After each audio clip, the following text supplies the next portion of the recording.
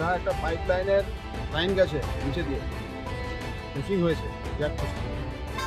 ওইটারই গেছে, মাটিটা আলগা হয়ে গেছে, ওটার জন্য ধসে গেছে। যখনই আমরা খবর পাই সঙ্গে সঙ্গে আমরা এখানে আসি, পুরো সেফটি দিয়ে দিই।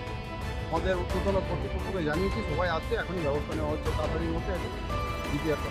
কখন হয়েছে এটা? এটা হয়েছে ওই মোটামুটি 4:30-5টা। তো বারবার এরকম জাতীয় সড়কে এই ঘটনা ঘটছে।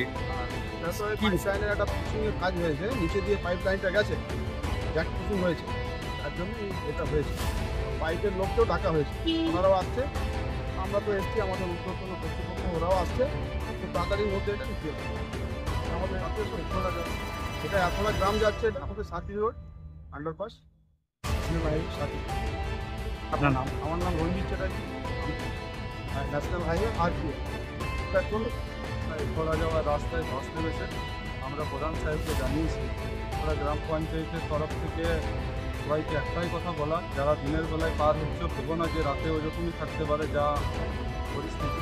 বলতে বলতে এক তো প্রচণ্ড বৃষ্টি হচ্ছে, এটা তো একটা কারণ যে প্রচণ্ড পরিমাণে বৃষ্টি হচ্ছে, তারপরে এবারে মাটির তলায় কী হয়ে আছে, কখন পুরোনো কী কাজ হচ্ছে এটা কেউ জানে না।